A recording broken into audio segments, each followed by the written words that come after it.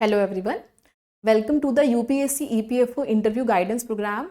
So this program is specially designed for APFC and AO/EO candidates. So first of all, heartiest congratulations who have cleared written examination this year.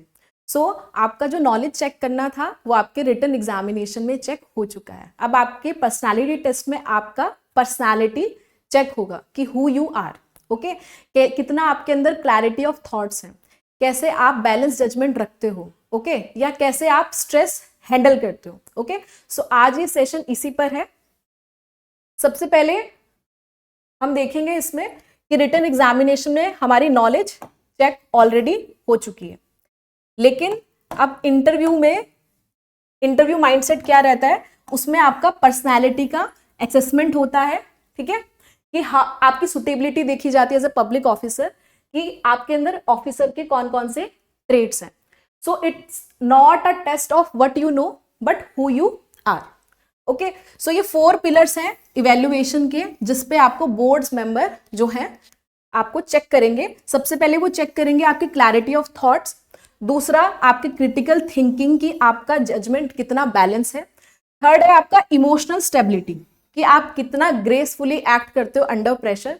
और चौथा है आपका integrity, आपका ethical स्टेंस, कि आप कहीं political pressure में आके कोई इधर उधर डिसीजन तो नहीं लेते.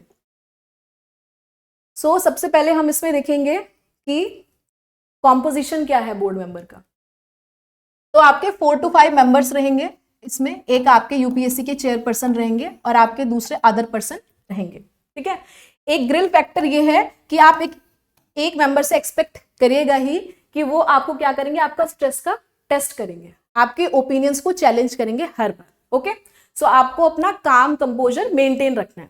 सो आपका रिटन एग्जामिनेशन आपका 75% का वेटेज था. ओके, 300 मार्क्स का.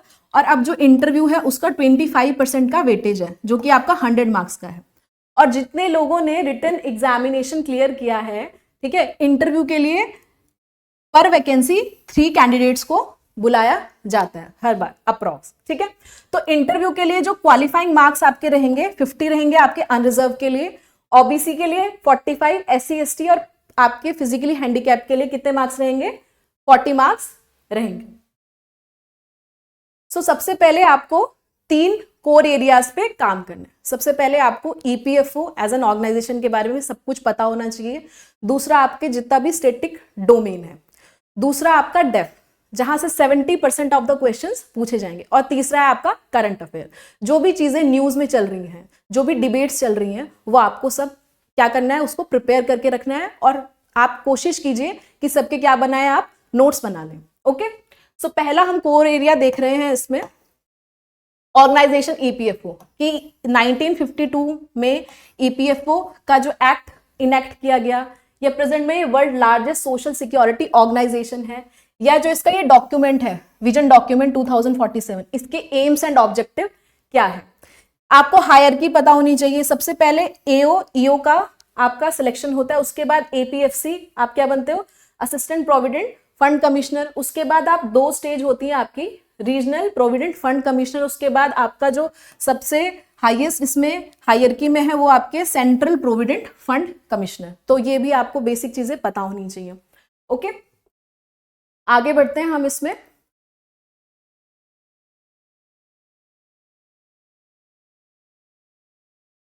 की इनिशिएटिव, जो भी चीजें करंट में चल रही हैं, जैसे फंड का मैनेजमेंट, इनफॉर्मल सेक्टर कवरेज, ठीक है, ग्रीवियंसेस रिड्रेसल मैकेनिज्म. स्टैटिक में हमें लेबर लॉज और सोशल सिक्योरिटी से रिलेटेड जितनी भी चीजें हैं वो हमें याद करनी है. जैसे आपके 29 लेबर लॉज को 4 लेबर लॉज में मर्ज कर दिया गया.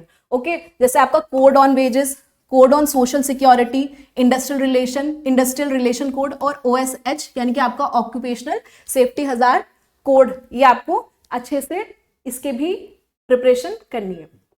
आपको सोशल सिक्योरिटी आर्किटेक्चर पता होना चाहिए. ठीक है, इकोनॉमिक ट्रेंड क्या चल रहा है, यानी कि आपका लेबर फोर्स पार्टिसिपेशन क्या है फीमेल का. ओके,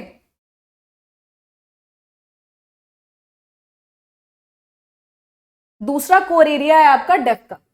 ओके, तो डेफ में मैंने जैसे बताया आपको 70% ऑफ द क्वेश्चंस यहीं से आपके क्या जाएंगे, पूछे जाएंगे। तो आपको आपका नेम का मीनिंग पता होना चाहिए, आपका फैमिली बैकग्राउंड, आपका एजुकेशनल बैकग्राउंड, ठीक है, आपका होम स्टेट डिस्ट्रिक्ट की geography, local social economic issues, इन सब के बारे में भी आप क्या बना के रखिएगा, नोट्स बना के रखिएगा। ओके, इसकी आपको प्रिपरेशन करनी है। हॉबीज को सिर्फ लिस्ट नहीं करना है, उसमें आपको ये भी पता होना चाहिए कि आप इस हॉबी से, आपने इस हॉबी को क्यों परस्यू किया और आपने इससे क्या सीखा। आपका वर्क एक्सपीरियंस भी इंपॉर्टेंट है। ओके, नेक्स्ट हम लोग बढ़ेंगे आगे। हम इसका अब क्या चेक करेंगे, turning deaf challenges into assets. तो सबसे पहले हो सकता है आपके उसमें गैप ईयर हो, तो अब आपको उसको कैसे स्ट्रेटेजिकली उस गैप ईयर को, उस चैलेंज को एसेट में चेंज करना है। तो आप गैप ईयर्स को क्या कर सकते हो, आप गैप ईयर्स के लिए अगर वो आपसे पूछे कि आपका इतने साल का गैप है तो आपने इसमें क्या किया, तो आप ये मैंने एक स्क्रिप्ट रेडी की है कि आप बता सकते हो कि आप यूपीएससी की प्रिपरेशन फुल टाइम कर रहे थे और साथ में इस पीरियड ने आपको रिसिलियंस, आपके अंदर क्या दिया, this period taught you resilience, patience and gave you a deep understanding of Indian governance। या आपका जो बैकग्राउंड है, मान लीजिए आपका इंजीनियरिंग या आईटी बैकग्राउंड है, आप उस बैकग्राउंड से आप कैसे ईपीएफओ में, ऑर्गेनाइजेशन में हेल्प कर सकते हो। ओके, जैसे you can contribute to EPFO Vision 2047 by improving digital grievances redressal system। Okay, तो इस तरह से आपको अपना डेफ प्रिपेयर करना है। करंट अफेयर की बात करें हम लोग, तो जो भी करंट में चीजें चल रही हैं, जैसे बजट, इकोनॉमिक सर्वे के हाइलाइट्स, साथ में जो भी आईएलओ कन्वेंशन है, इंटरनेशनल लेबर ऑर्गेनाइजेशन के सोशल सिक्योरिटी रिफॉर्म है, हो सकता है आपसे ओपिनियन बेस्ड क्वेश्चंस भी पूछे जाएं आपकी वाइब चेक करने के लिए। ठीक है, क्या इंडिया रेडी है 4-day वर्क वीक के लिए? ओके, क्या universal basic income versus targeted social security, ठीक है, इनमें से कौन सी बेटर है? तो आपको बैलेंस के साथ और लॉजिक बैक आर्ग्यूमेंट्स ही देनी है। ओके, साथ में आपसे सिचुएशनल एंड एथिकल क्वेश्चंस भी वो पूछेंगे। ओके, तो आपको उसको भी बैलेंस और क्या कहते हैं, कंपोजर के साथ, काम कंपोजर के साथ एथिकली ही आंसर करना है। ओके, सो हो सकता है वो आपसे क्वेश्चन पूछ ले इस तरह के कि हो सकता है आप पे कोई पावरफुल पॉलिटिशियन आपको क्या करे, प्रेशर बनाए, तो तब भी आप क्या करेंगे, अपहोल्ड करेंगे रूल ऑफ लॉ। ओके, अब हम नेक्स्ट स्टेप जो बढ़ रहे हैं, that is very important, that is behaviour mastery, confidence and presence of mind. तो आपको 5 सेकंड रूल अपनाना है कि आप क्या करें, 3 to 5 सेकंड का पॉज लें हर क्वेश्चन के बाद। ओके, जिससे आपका कंपोजर उनको शो होगा। साथ में आपको क्या करना है, आप हो सके तो फिजिकली क्या कीजिए, ईपीएफओ का रीजनल ऑफिस को विजिट कीजिए, ठीक है, और वहां ऑब्जर्व कीजिए कि कैसे पब्लिक का इंटरफेस होता है। ठीक है, तीसरा, अगर आपको क्वेश्चन नहीं आ रहा है तो उसको कैसे हैंडल करना है। सो आप कह सकते हो कि I am unable to recall the exact details at the moment sir, but I will certainly look into it. Okay, practice strategy and communication dynamics. तो ध्यान दीजिएगा, जो बैड फिलर्स हैं वो आपको अवॉइड करने हैं, आप साइलेंस ही यूज करें। ओके, आप क्या करें, पीयर ग्रुप डिस्कशन करें जितना हो सके अपने फ्रेंड्स के साथ मिलकर जिनका इंटरव्यू है। ठीक है, मॉक टेस्ट भी आप लें, ठीक है, क्योंकि इससे क्या होगा, आपको पता चल जाएगा कि आपके अंदर क्या क्या आपको चीजें इंप्रूव करनी है। और थर्ड, आप सोलो मेथड भी अपना सकते हो, आप मिरर वर्क कर सकते हो, आप रिकॉर्ड कर सकते हो, एनालाइज कर सकते हो कि आप कैसे स्माइल करते हो, कैसे आपका पोस्चर है, कैसे आपका टोन है। अब हम बात करेंगे very important, that is dress code की एंड ग्रूमिंग। तो ऑफिसर की इमेज, तो आपको आपके ड्रेसिंग सेंस से आपका प्रोफेशनलिज्म क्या होना चाहिए, शो होना चाहिए। जैसे मेन के लिए लाइट कलर्ड शर्ट, मेन के लिए light coloured shirt, dark trouser या clean shaven neatly trimmed beard, polished formal shoes. ठीक है, ये ऑप्शनल है आपकी टाई। वुमेन के लिए कॉटन साड़ी, सलवार सूट, ठीक है, वेस्टर्न फॉर्मल सूट भी वो ट्राई कर सकते हैं, पेस्टल और सोबर कलर हो, ठीक है, यानी कि डिस्ट्रैक्शन नहीं होना चाहिए आपका ड्रेसिंग कोड, मिनिमल ज्वेलरी हो और क्लोज टू फ्लैट या लो हील्स हो। ओके, सो आपका जो ड्रेसिंग सेंस होना चाहिए वो क्या होना चाहिए, sincere and grounded as well.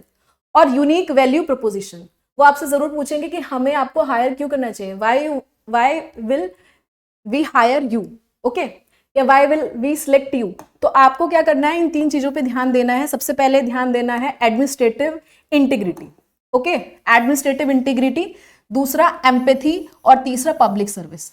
इन तीनों के कॉम्बिनेशन से आप क्या कर सकते हो, इस चीज को आंसर कर सकते हो। जैसे अभी यूनिवर्सलाइजेशन ऑफ सोशल सिक्योरिटी में आप मेंशन कर सकते हो कि अनऑर्गेनाइज्ड गिग वर्कर जैसे जोमैटो स्विगी पार्टनर्स हैं, ठीक है, आप उनको क्या करना चाहते हो, ईपीएफ अम्ब्रेला के अंडर लाना चाहते हो। क्या क्या आपको पिटफॉल अवॉइड करते हैं, तो सबसे पहले आपको एक्सट्रीम ओपिनियन नहीं देनी है किसी भी चीज पे, ठीक है, एक्सट्रीम ओपिनियन नहीं देनी है, ठीक है, कहीं भी पॉलिटिकल स्टैंड नहीं लेना है। दूसरा, आपको हैवी वर्ड्स यानी कि हैवी जो वोकैब है, जैर्गन वर्ड्स, वो अवॉइड करने हैं, टेक्निकल वर्ड्स अवॉइड करने हैं। और तीसरा, आपको ब्लफ नहीं करना है, ओके। अगर आपको नहीं आता है आप उनको सिंसियरली बोल सकते हो, या अगर आपने कोई चीज गलत बता दी है तब भी आप उनको सिंसियरली बोल सकते हो कि thank you for correcting me sir ma'am, I will update my knowledge. Final checklist है आपकी कि आपको डॉक्यूमेंट चेक करना है अपना, ठीक है, आपको 2 सेट्स ले जाने हैं अपने ओरिजिनल डेफ के साथ विद सर्टिफिकेट। आपको 30 मिनट्स पहले पहुंचना है और साथ में आपको क्या नहीं करना है, किसी से भी टॉपिक्स डिस्कस नहीं करने हैं। और लास्ट में एग्जिट प्रोटोकॉल में इन केस आपको ऐसा लगता है कि आपका इंटरव्यू उतना अच्छा नहीं गया है, तब भी आपको क्या करना है, आपको वो बोर्ड जो है स्माइल के साथ और थैंक यू कहकर ही वहां से आप एग्जिट करें, ठीक है। तो thank you so much for this session.